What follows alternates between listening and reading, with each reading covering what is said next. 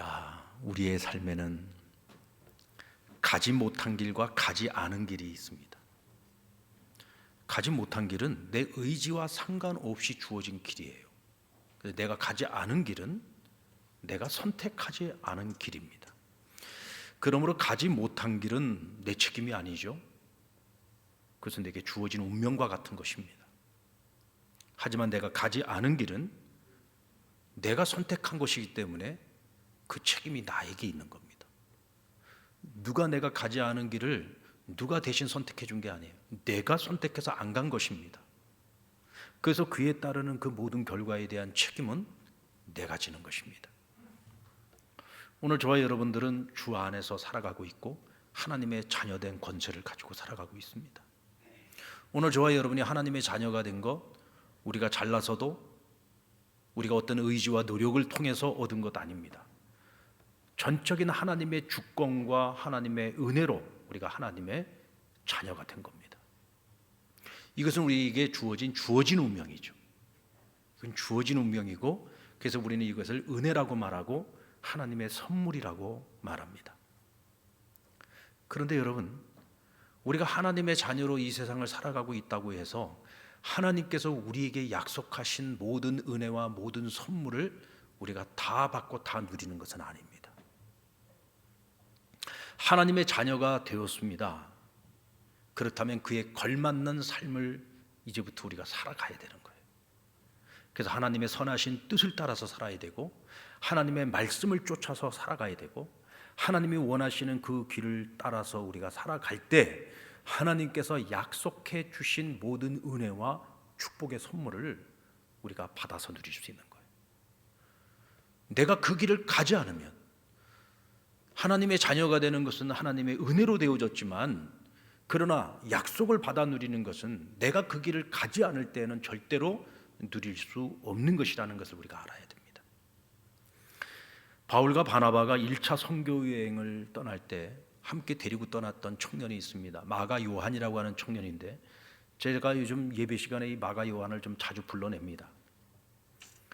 이 마가 요한이 바울과 바나바를 섬기면서 함께 선교 여행을 출발을 해서 처음에 바나바의 고향인 구브로 섬, 오늘날의 사이프러스라고 하는 지중해 아주 아름다운 섬이 있어요. 그 섬에 가서 복음을 전하는데 정말 놀라운 일들, 기이한 일들이 많이 일어나고 그 섬에 많은 사람들이 예수를 영접하고 구원을 얻게 됩니다. 아주 성공적인 선교 사역을 마치고 이제 배를 타고 북쪽으로 쭉 올라가서 소아시아의 한 작은 항구인데요, 버가라고 하는 도시가 있어요. 이 버가에 도착을 했는데 어쩐 일인지는 모르겠습니다만은 성경에는 그 이유를 분명히 밝히지는 않습니다. 그런데 이 일로 인해서 바울이 굉장히 상처를 많이 입었고 굉장히 불편한 마음을 갖게 됐어요. 어떤 일이었느냐면 마가 요한이 중도에 선교 여행을 포기하고 예루살렘으로 돌아가 버린 겁니다. 선교 여행을 다 끝내고 난 후에 바나바와 바울이 이제 다시 수리아 안디옥 교회에 와가지고 선교 보고를 하고 또 이제 예루살렘 교회에 가서 선교 보고를 하는데, 하나님께서 이 이방인 지역을 다니면서 복음을 전하는데 하나님이 행하신 일들, 성령의 그 기사와 표적과 또 이 복음의 역사에 대해서 간증을 하는 거예요. 선교 보고를 하는 겁니다. 그 자리에 마가 요한이 있었어요. 그 선교 보고를 듣는 내내 후회하고 있는 거예요. 그때 내가 중간에 포기하지 않았더라면, 내가 그 길을 포기하지 않고 끝까지 갔더라면 바울과 바나바가 경험했던 그 저 놀라운 하나님의 선교의 역사를 내가 그 자리의 현장에서 다 경험할 수 있었는데, 내가 다 체험할 수 있었는데 내가 왜 그 영광을 잃어버렸을까? 그것은 나의 선택 때문이었거든요. 갈 수 있는 길이었는데 내가 가지 않은 것이었습니다. 내가 가지 않았기 때문에 내가 누릴 수 있는 그 모든 은혜를 내가 스스로 차버린 거죠. 그러니 그가 얼마나 후회가 되었겠습니까? 여러분, 우리 그리스도인들은요, 믿는 자로서 하나님의 자녀로서 우리가 마땅히 가야 하는 길이 있는데, 그 마땅히 가야 하는 길을 우리가 가지 않으면 반드시 후회하게 됩니다. 그 길을 감으로써 내가 누릴 수 있는 너무나 많은 것들이 있단 말이에요. 너무나 많은 은혜가 있단 말이죠. 근데 그걸 내가 스스로 박차버리는 것이니까 당연히 후회가 남을 수밖에 없는 거죠. 자, 시편 107편 23절로 24절 말씀 우리 같이 한번 읽어보겠습니다. 시작. 배들을 바다에 띄우며 큰 물에서 일을 하는 자는 여호와께서 행하신 일들과 그의 기이한 일들을 깊은 바다에서 보나니. 여러분, 배도요, 큰 배가 있고 작은 배가 있어요. 먼 바다 나가고 큰 바다에 나가서 일을 하는 배는 큰 배죠. 큰 배는요, 큰 물로 나가서 일을 해야 됩니다. 작은 배는요, 가까운 바다로 나가야 돼요. 그리 깊지 않은 바다로 나가야 됩니다. 작은 바다로 나가는 거죠. 그런데 오늘 성경은 우리에게 뭘 말하고 있습니까? 큰 물에서 일하는 자가 여호와께서 행하시는 일을 보며 그의 기이한 일들을 깊은 바다에서 본다 그랬어요. 다른 말로 바꿔서 말하면 하나님께 속한 자들, 우리 그리스도인들은 절대로 얕은 물가에 있으면 안 된다는 거예요. 깊은 바다, 큰 바다로 나아가야 되고 큰 물 가운데에서 우리가 일하는 자들이 되어야 된다는 겁니다. 이때 우리는 하나님께서 행하시는 일들을 보게 될 것이고 하나님의 기이한 일들을 보게 될 것이다 라고 말씀하고 있습니다. 우리 믿는 자들이 큰 물에서 일해야 되는 것, 그것은 마땅히 가야 하는 길입니다. 이건 선택이 아니에요. 그 길을 가야만 우리가 하나님께서 보여주시는 그 수없이 많은 은혜를 경험할 수 있어요. 하나님이 우리에게 주시는 절대 평안을 우리가 누리면서 살아갈 수 있는 겁니다. 하나님이 약속하신 그 모든 것들을 오늘 우리의 삶을 통해서 체험할 수 있고 경험할 수 있고 누리실 수 있는 것이죠. 그런데 그 길을 가지 않으면 우리는 후회하게 되고 그것을 누리지 못하게 됩니다. 여러분들, 아브라함과 롯이 함께 하다가 두 사람이 둘 다 부자가 된 거예요. 하나님 복을 주셔서 목자들도 많아지고 양들도 많아지고. 그런데 그들이 함께 있는 그 땅이 너무 좁아요. 그래서 둘이 갈라지게 되는데 삼촌 아브라함이 조카 롯에게 양보를 합니다. 야, 네가 먼저 갈 곳을 정해라. 너가 우하면 난 좌하고 너가 좌하면 내가 우할게. 방향을 선택할 수 있는 결정권을 줬습니다. 이때 롯이 어디를 바라봤습니까? 요단 들판을 바라봤어요. 이 요단 들판에는 이미 도시국가가 형성되어진 소돔과 고모라가 있었습니다. 이곳은 물도 많고요, 모든 것이 풍요로운 곳이었습니다. 아주 안전한 땅이었습니다. 롯이 볼 때 그 땅이 너무 보기에 좋은 거예요. 여기는 성공의 가능성이 많아요. 하나님이 함께하지 않아도 여기는 살아가는데 아무 문제가 없을 것 같아요. 한마디로 말해서 사람의 땅이었던 거죠. 눈에 보기에 좋은 그 땅, 성공의 가능성이 많이 보이는 그 땅을 향해서 나아갔습니다. 그의 눈에는 그 땅이 얼마나 넓은 땅으로 보였겠습니까? 얼마나 넓은 문으로 보였겠습니까? 근데 예수님께서 뭐라고 하셨어요? 넓은 문으로 가지 말고 좁은 문으로 들어가라 하지 않았습니까? 아브라함은 좁은 문을 선택했습니다. 그의 모든 판단의 기준은 하나님이셨습니다. 하나님이 나와 함께 하는 것에 자신의 인생의 가치를 둔 거죠. 내가 어디로 가느냐, 무엇을 하느냐가 중요한 것이 아니라 어디를 가든 무엇을 하든 하나님이 나와 함께 하는 것에 내 인생의 가치를 두고 중심을 두었던 거예요. 근데 여러분, 우리가 잘 아는 것처럼 하나님과 함께 하는 삶, 하나님과 동행하는 삶은요, 반드시 모험이 따릅니다. 그래서 그 길은 넓은 길이 아니라 좁은 문이에요. 남들이 잘 가려고 하지 않는 곳입니다. 왜냐하면 힘들어요. 굉장히 어려워 보입니다. 그래서 사람들이 잘 가지 않으려고 하는 길이지만 아브라함은 그 길을 선택해서 갔습니다. 하나님과 동행하며 간 거죠. 자, 그런데 여러분, 결과는 어떻게 됐을까요? 아브라함은 하나님과 함께 하는 것에 모든 인생의 가치 기준을 두었기 때문에 매 순간, 하루 한순간도 하나님과 함께 하지 않으면, 하나님을 찾지 않으면, 하나님께 부르짖지 않으면 살아갈 수가 없어요. 왜? 매일매일이 모험하는 삶이었기 때문에 그렇습니다. 모험하는 인생은요, 하나님께 부르짖으면서 살아야 돼요. 그러니까 하나님과 함께 하는 동안에 아브라함의 인생에는 수없이 많은 하나님이 행하시는 일들이 있습니다. 아브라함은 그걸 봤어요. 그리고 정말 놀랍고 기이한 일들을 그가 경험하게 됩니다. 그러면서 하나님께서 그 아브라함을 한없이 축복해 주시는 거예요. 반면에 롯을 생각해 볼까요? 그는 평안하고 안전한 길을 선택해서 갔습니다. 결국은 어떻게 됐습니까? 쫄딱 망했습니다. 모든 걸 다 잃었어요. 그가 하나님이 행하시는 그 기이한 일을 언제 처음으로 보느냐? 소돔과 고모라가 망할 때 봤습니다. 그 또한 아브라함처럼 하나님을 아는 사람이에요. 아브라함과 함께 있을 때에는 하나님께 예배하는 사람이었습니다. 그런데 그가 소돔과 고모라에 들어가서는 하나님이 행하시는 일들도 보지 못했고 하나님이 행하시는 기이한 일도 보지 못했어요. 왜 그랬을까요? 그의 삶의 중심에는 하나님이 없었습니다. 그러니까 하나님이 행하시는 일을 볼 수가 없고 기이한 일도 볼 수가 없는 거예요. 처음 그것을 본 게 언제냐? 자신이 살고 있는 소돔과 고모라가 완전히 불에 타서 멸망하는 그 순간에 그것을 처음 보게 됩니다. 여러분, 이것이 얼마나 부끄러운 인생입니까? 오늘 이 땅에서 살아가는 우리 그리스도인들이요, 롯과 같은 인생을 살면 안 됩니다. 하나님, 저는요 먼 바다 나가기 싫습니다. 저는 큰 바다로 나가기 싫습니다. 그곳에는 광풍도 불고요, 큰 풍랑도입니다. 두렵습니다. 저는 그런 모험이 하기 싫습니다. 나는 그냥 안전한 포구에 있고 싶습니다. 나는 그냥 작은 어항 속에서 그냥 작은 삶일지라도 나는 거기에 그냥 만족하면서 살겠습니다.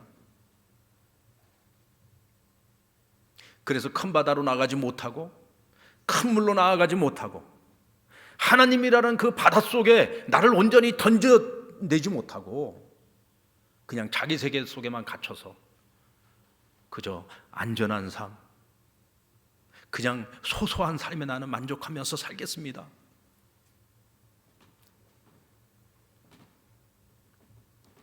여러분들, 저와 여러분은 하나님의 사람들입니다. 하나님의 자녀들입니다. 우리가요 아무리 소소하게 살고 싶어도 우리는 절대로 그렇게 살 수 없는 존재입니다. 왜? 하나님의 자녀이기 때문입니다. 우리 한번 따라해 보실까요? 일찌감치 포기합시다. 뭘 일찌감치 포기하자는 거예요? 그냥 소소하게 살아가는 삶, 그냥 안전한 포구에서 그저 안정되고 그저 편안한 삶, 여러분 포기하셔야 돼요. 왜냐하면 우리 아버지가 스케일이 너무 커요. 우리 하나님이 너무 스케일이 커요.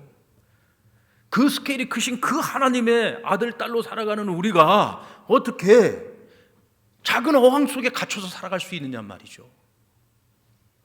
우리는 큰 바다로 나가서 큰 물에서 하나님의 바다에 우리를 온전히 던져서 하나님이 행하시는 이 일들을 보고 살아야죠. 하나님이 행하시는 그 기이한 일들을 보고 살아야죠.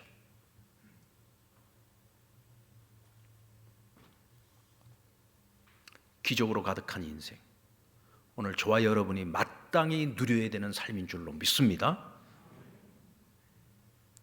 큰 물로 나아가 큰 물에서 일하는 사람들에게는 광풍이 따르고 큰 바다 물결이 반드시 찾아옵니다.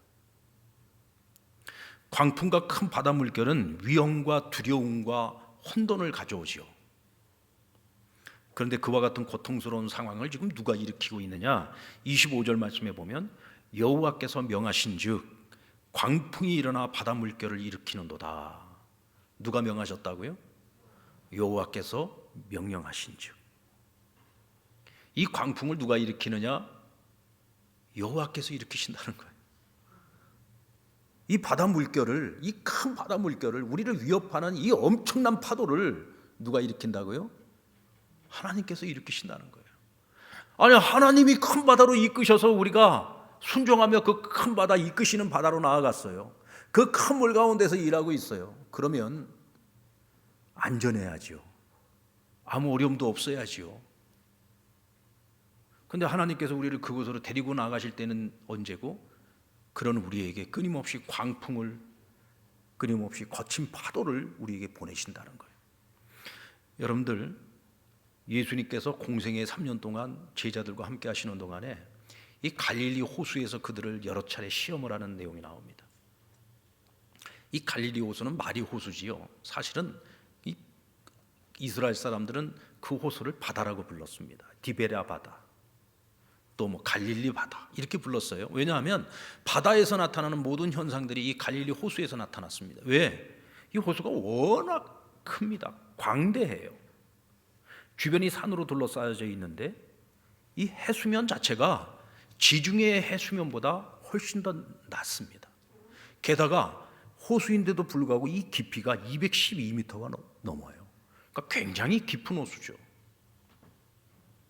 그러다 보니까 이 호수에서는 바다에서 나타나는 현상들이 나타나는데 특히 이 저녁 시간이 되면은요, 큰 광풍이 불기도 하고 거친 파도가 일기도 합니다. 이와 같은 배경 속에서 예수님이 제자들을 훈련시키신 거예요.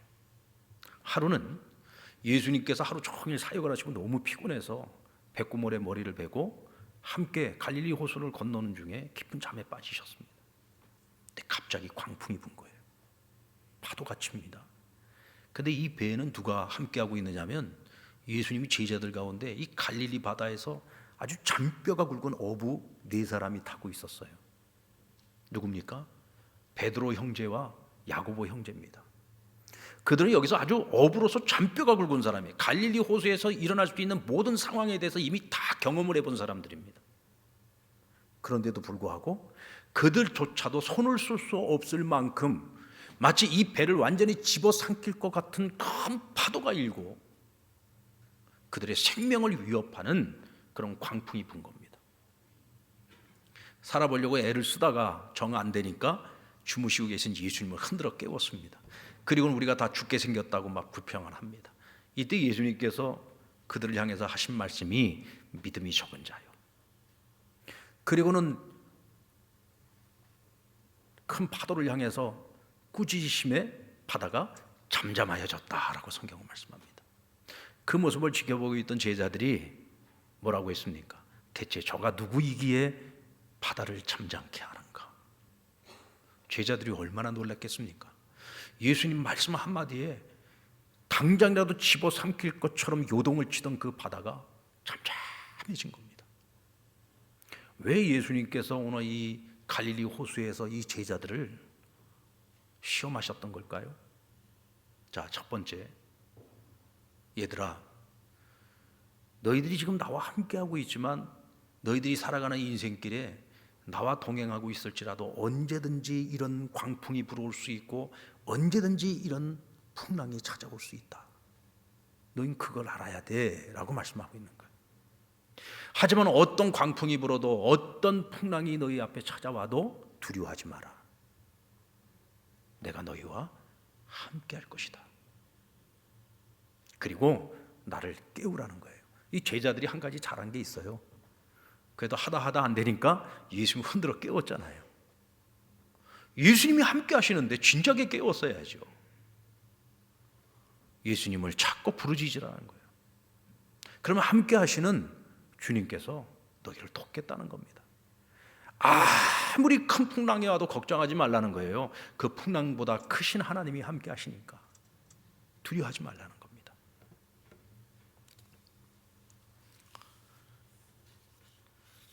예수님께서 십자가를 지시기 전에 제자들에게 계속 하신 약속이 있습니다. 예수님 부활하시고 난 후에 제자들에게 찾아와서 계속 하신 말씀이 있어요.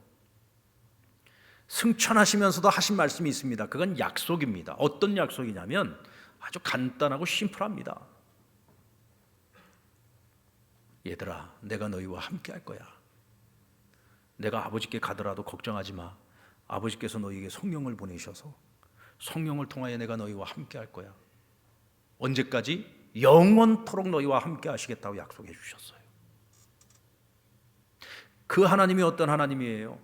전능하신 하나님, 바다를 잠잠케 하신 하나님, 풍랑을 잠잠케 하시는 하나님. 이 예수님의 이 약속의 말씀, 이 한마디만 우리에게 주셔도 충분한 겁니다. 우리가 이 약속을 믿기만 하면, 이 약속의 말씀을 믿기만 하면 우리가 더 이상 바다를 두려워할 필요가 없어요. 아무리 먼 바다라 할지라도, 아무리 큰 바다라고 할지라도 두려워할 필요가 없어요. 어떤 큰 풍랑이 일고 어떤 큰 파도가 우리를 집어삼키려고 해도 우리가 두려워할 필요가 없는 거예요. 우리가 정신을 똑바로 차리고 지금 나와 함께 하시는 주님만 볼 수 있으면 돼요. 그분을 찾을 수만 있으면 돼요. 그분께 부르짖으면 되는 거예요. 우리가 이 세 가지를 잊고 살아가니까 작은 파도 앞에서도 두려워하는 겁니다. 그래서 하나님이라고 하는 그 큰 바닷속으로 우리가 뛰어들지 못하는 거예요. 믿음의 배를 우리가 가지고 있으면서도 여전히 그 배를 띄우지 못한 채 그냥 안전한 포구에만 머물려고 하니까, 여러분 한번 물어봅시다. 안전한 포구에만 머물고 있는다고 해서 우리의 마음에 평안이 있습니까? 그저 소소한 거에 만족하면서 내가 그저 안전한 삶, 평안한 삶, 안락한 삶에만 내가 그것으로 나는 충분합니다, 만족합니다, 그런다고 해서 여러분들이 마음에 진정한 평안이 있냐고요.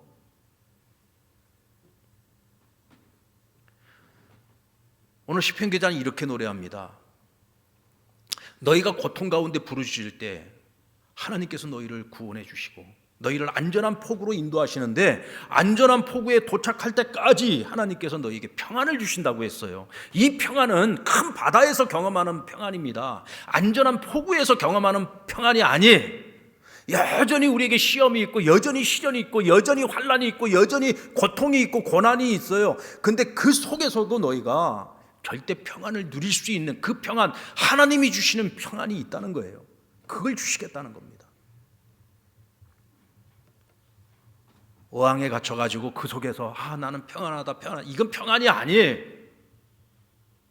평안한 것처럼 보이면서도 늘 그 마음에는 불안이 있습니다. 그러나 큰 바다에 나가서 큰 물 가운데에서 하나님의 바다에 푹 빠져서 우리가 모험을 하고 도전을 할지라도 어떤 파도, 어떤 물결 속에서도 하나님이 주시는 평안을 누리면서 우리는 하나님이 행하시는 그 귀한 일들을 목도하면서 안전한 포구에 들어갈 때까지 우리는 힘차게 살아갈 수 있는 거예요. 예전에 어느 선교사님하고 얘기를 나누는 중에, 이 선교사님이 계시는 곳이 굉장히 위험한 지역이에요. 목숨이 위태위태한 지역입니다. 그래서 선교사님들이 대부분이 다 떠났어요. 그래서 제가 그 선교사님한테 물었습니다. 그 선교지를 떠나고 싶은 마음 없냐? 그때 이분 얘기가, 목사님, 선교지에는요 늘 돌발 상황이 있습니다. 그래서 매일매일 하나님을 찾고 하나님께 부르짖지 않고는 이 사역을 감당할 수가 없다는 거예요. 근데 제가 그 선교지를 떠나지 못하는 이유는 바로 그 이유 때문입니다. 지금까지 선교를 해오면서 죽을 고비도 많이 넘겼고 여러 가지 정말 말로 다 할 수 없는 절박한 상황들을 많이 경험을 했지만, 그때마다 하나님은 단 한순간도 나를 외면하신 적이 없었습니다. 하나님을 찾고 부르짖을 때마다 하나님께서는 날 위해서 일하시는 것을 보여주셨습니다. 그리고 기이한 일들을 보여주셨습니다. 목사님, 제가 이곳을 떠나면 어느 곳에서 제가 그런 은혜를 경험할 수 있겠습니까? 삶이 평안하고 안전한 곳에서는 그런 일들을 경험할 수 없다는 거예요. 그런데 하나님의 바다에 푹 빠져서 큰 바다에서 하나님 나라와 영광을 위해서 살아갈 때 우리 앞에 끊임없이 밀려오는 그 시련과 고난 속에서도 하나님 단 한 번도 나의 부르짖음과 외침을 외면하신 적이 없더라는 거예요.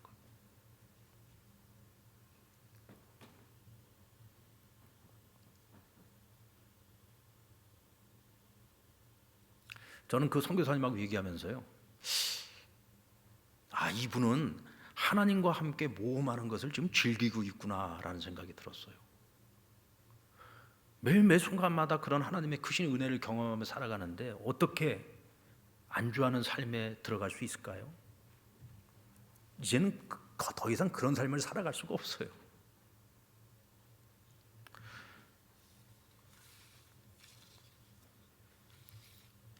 그런 의미에서 우리는 각자 우리의 삶의 자리에서 현실에 안주하는 삶보다 끊임없이 하나님께서 기뻐하시는 일에 도전하고 하나님께서 이끄시는 길로의 모험을 시도해야 됩니다. 우리가 믿는 하나님의 사람으로서 마땅히 해야 되는 일들이 있어요. 근데 혹시 여러분들 그 일을 함에 있어서 혹시나 하는 마음들 때문에, 혹시라도 있을 작은 파도 때문에 미리 걱정이 되고 미리 염려가 되고 미리 마음이 불안해서 우리가 배를 띄우는 일을 포기하지는 않습니까? 조금 더 멀리 나가는 것을 두려워하고 있지 않습니까? 이제부터는요, 아니 오늘부터는요, 여러분들 시작하셔야 됩니다. 더 이상 머뭇거리지 말고 더 이상 뒤로 미루지 마시기 바랍니다. 한 가지 약속만 분명하게 붙드십시오. 어떤 순간에도 너희가 어디에 있든지 어떤 시련이 와도 나는 너희와 함께 할 것이라고 하는 이 약속을 붙드시기 바랍니다. 오늘 우리 앞에 찾아오는 어떤 두려움도 우리가 기도로 이겨내고 기도로 그것을 넘어서면 하나님께서 우리가 바라는 항구로 반드시 인도해 주십니다. 자, 우리 28절로 30절 말씀 한번 읽어볼까요? 시작. 이에 그들이 고통 때문에 여호와께 부르짖으매 그가 그들의 고통에서 그들을 인도하여 내시고 광풍을 고요하게 하사 물결도 잔잔하게 하시는도다. 그들이 평안함으로 말미암아 기뻐하는 중에 여호와께서 그들이 바라는 항구로 인도하시는도다. 자, 우리가 이 말씀에서 주목해야 되는 것은 그들이 고통 때문에 여호와께 부르짖었다는 말씀입니다. 여러분, 고통이 없으면은요 부르짖는 기도가 안 나와요. 우리가 기도는 하고 살아요. 자, 솔직히 한번 물어보시다. 기도하다가 여러분 존 적 많이 있죠? 기도하다가 딴 생각한 적 많이 있죠? 왜 그런 줄 아세요? 절박하지 않아서 그래요. 우리가 정말 절박함을 가지고 기도하면은요, 기도하다가 어떻게 잠을 잡니까? 어떻게 기도하다가 딴 생각을 하고 앉아 있습니까? 절박함이 없이 기도하기 때문에 그래요. 근데 이 절박함이라는 것이 아무 때나 나오는 게 아닙니다. 삶이 평안하고 안전하고 넉넉하고 요즘처럼 살기가 좋다, 요즘처럼 살기 좋은 때가 없었다, 이런 때는요 이런 절박한 기도가 잘 안 나와요. 언제 가장 절박한 기도가 나오냐? 시련이 있을 때 절박한 기도가 나오는 거예요. 고통이 있을 때 절박한 기도가 나오는 거예요. 그래서 우리에게는 이 고통이 빨리 벗어나고 싶은 재앙이지만 하나님이 보실 때에는 그것이 우리에게는 감추어진 축복인 거예요. 왜요? 바로 그 고통 때문에 우리가 하나님을 불러낼 수 있는 거예요. 그 고통 때문에 우리가 하나님을 일하시도록 만드는 거예요. 그 고통 때문에 하나님이 기이한 일을 행하시도록 만드는 겁니다. 이스라엘의 출애굽 사건이 어떻게 시작되었습니까? 우리 출애굽기 3장 7절로 8절 말씀 같이 한번 읽어봅시다. 시작. 여호와께서 이르시되 내가 애굽에 있는 내 백성의 고통을 분명히 보고 그들이 그들의 감독자로 말미암아 부르짖음을 듣고 그 근심을 알고 내가 내려가서 그들을 애굽인의 손에서 건져내고 그들을 그 땅에서 인도하여 아름답고 광대한 땅, 젖과 꿀이 흐르는 땅, 곧 가나안 족속, 헷 족속, 아모리 족속, 브리스 족속, 히위 족속, 여부스 족속의 지방에 데려가려 하노라. 하나님께서 오래전에 아브라함과 이삭과 야곱에게 하신 약속이 있습니다. 아브라함에게 자식이 없을 때, 아들이 없을 때 하나님께서 그에게 하신 약속이에요. 내가 너에게 아들을 줄 것인데 그로 말미암아 큰 민족을 이루게 할 거라고 약속해 주셨습니다. 그런데 그들이 큰 민족을 이루는 동안에 430년 동안 남의 나라에서 종살이 할 것을 예고해 주셨어요. 그런데 그때가 차면 하나님께서 반드시 그들을 이끌어내어서 내가 너에게 주겠다고 약속한 저 젖과 꿀이 흐르는 가나안 땅을 내가 내 자손들에게 유업으로 주시겠다고 약속을 해주셨습니다. 하나님께서 이것을 기억하고 계세요. 그 약속을 기억하고 계셨고, 그래서 야곱의 족속을 애굽 땅으로 인도해서 그 땅에서 그 오래된 그 시간을 살아가게 하신 겁니다. 여러분, 이스라엘 사람들이 애굽에서 사는 동안 하나님께 기도했을까요? 안 했을까요? 하나님을 찾고 하나님께 부르짖었을까요? 안 부르짖었을까요? 여러분들, 야곱 족속이 애굽 땅에 들어가서 그들이 평화를 누리고 그들이 안전한 삶, 풍요로운 삶을 누렸던 시간은요, 그렇게 길지 않은 시간입니다. 그러니까 요셉을 아는 바로가 있을 때까지는 그들이 자유민으로서 평안하게 잘 살았어요. 그런데 요셉을 알지 못하는 바로가 애굽을 다스리기 시작하면서부터는 이스라엘 백성들이 전부 노예로 신분이 전환됩니다. 그리고 애굽의 가장 든든한 노동력을 제공하는 노예 족속이 되어버린 거예요. 그래서 그들이 히브리라고 불러요. 히브루. 이 헤브루라고 하는 것은 뭐냐면 노예라고 하는 뜻이에요. 한꺼번에 그들을 노예로 삼아버린 것입니다. 노예로서 한 세월이 훨씬 더 길어요. 그러니까 그들이 얼마나 힘들고 어려웠겠습니까? 그럼에도 불구하고 노예로 살아가면서도 그들이 가장 고통이 극에 달했을 때가 바로 오늘 이 시점입니다. 그들이 더 이상 견딜 수 없어서, 더 이상 참을 수가 없어서, 이젠 더 이상 이 애굽 땅에서는 어떤 희망도 찾을 수가 없어서 그들이 하나님께 간절히 부르짖기 시작했어요. 절박함을 가지고 부르짖기 시작한 거예요. 그때 하나님께서 그들의 고통을 들었다고 했습니다. 보았다고 했습니다. 그리고 하나님이 기억하신 거예요. 아, 내가 너희 조상 아브라함에게 한 약속이 있어. 이제 그때가 되었구나.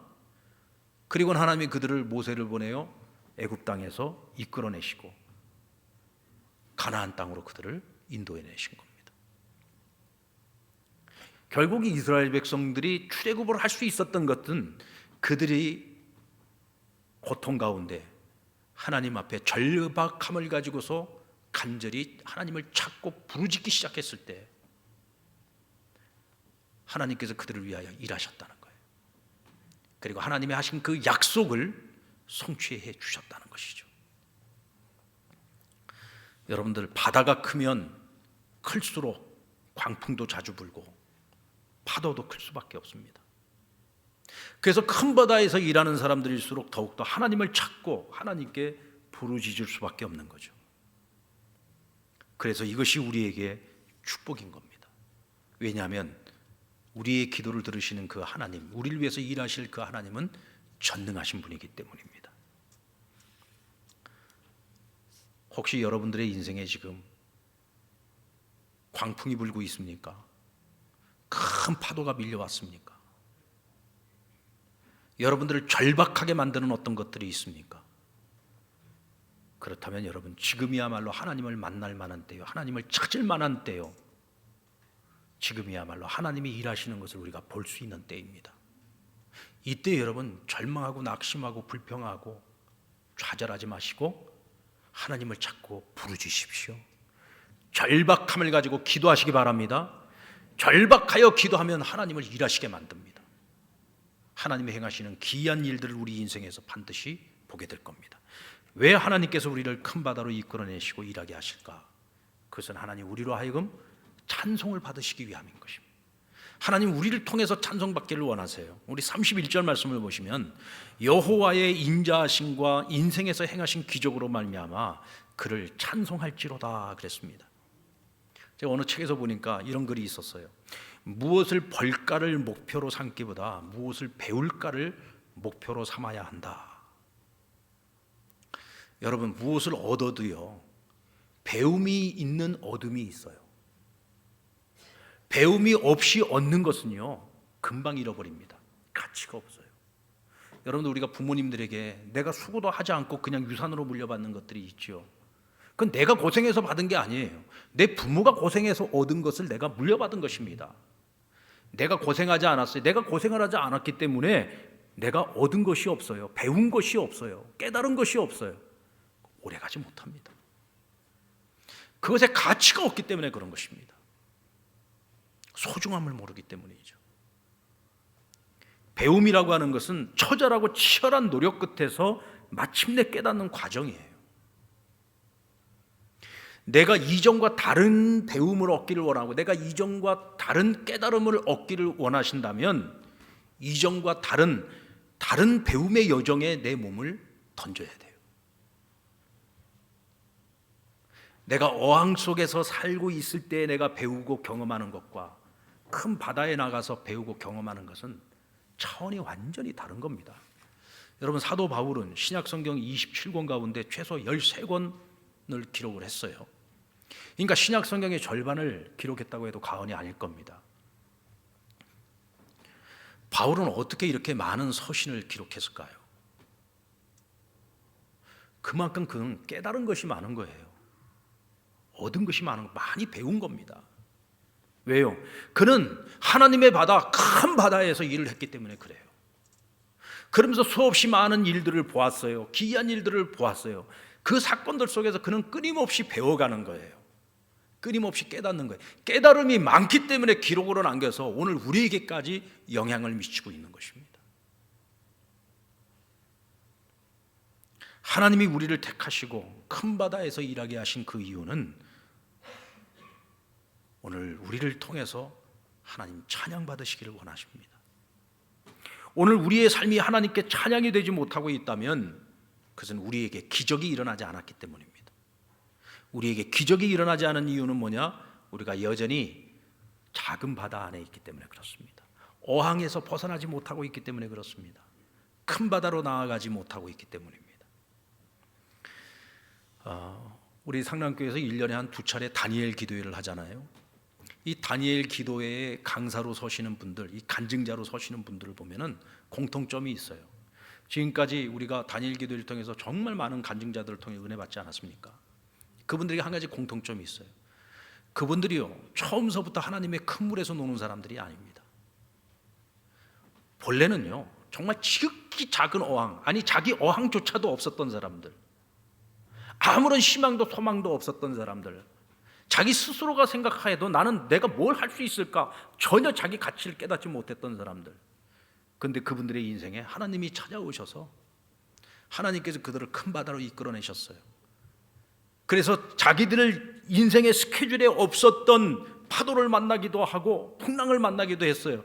그런데 그 광야 학교를 다 거치는 과정 속에서 하나님 그들을요, 큰 바다로 만들어 버리셨습니다.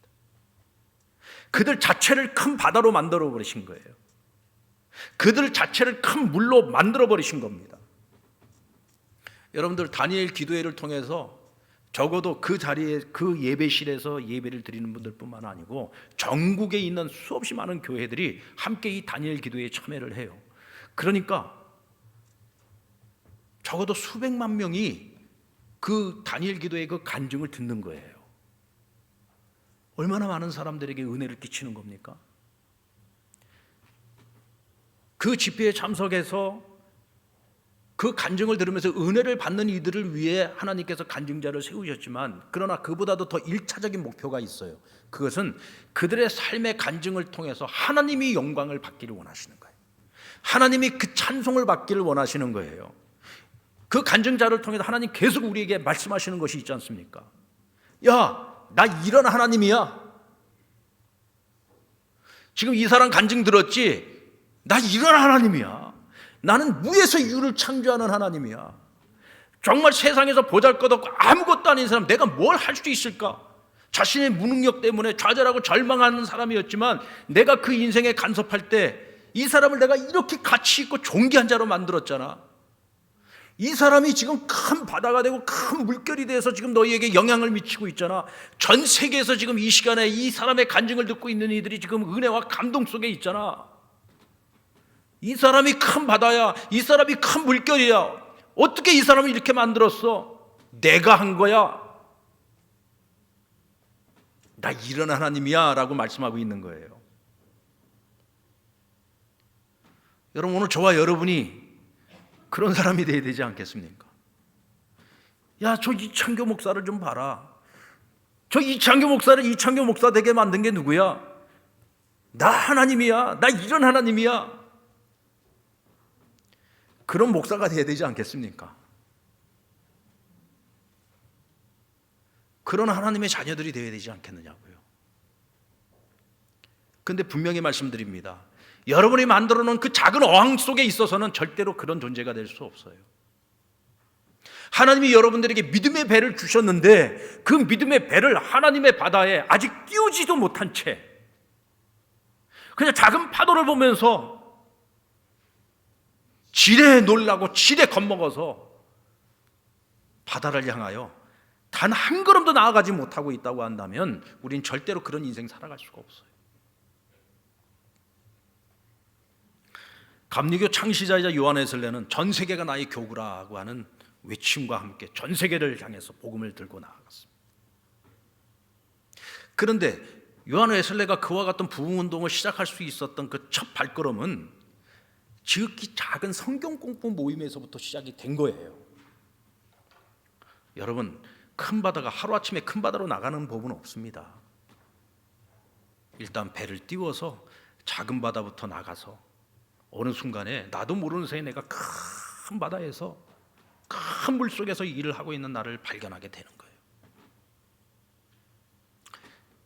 하나님의 자녀로 그리스도인으로서 우리가 마땅히 해야 하는 일들을 아직까지도 머뭇거리고 아직까지도 시작하지 못하고 배도 띄우지 못한 채 하나님이 주시는 평안을 마땅히 누려야 될 우리가 여전히 불안함 속에서, 여전히 근심과 걱정과 염려 속에서 그렇게 초라한 인생을 우리가 지금 살아가고 있다면 이제부터 배를 띄우십시오. 그리고 배 타고 나아가세요. 하나님이 함께 하십니다. 하나님이 행하시는 일을 보게 하실 겁니다. 기이한 일들을 보게 하실 겁니다. 그 속에서 하나님 우리에게 절대 평안을 주실 것이고 결국 우리를 안전한 폭으로 인도하실 것입니다. 그런 우리의 삶이 하나님께 찬양이 되고 영광이 되기를 주의 이름으로 축원합니다.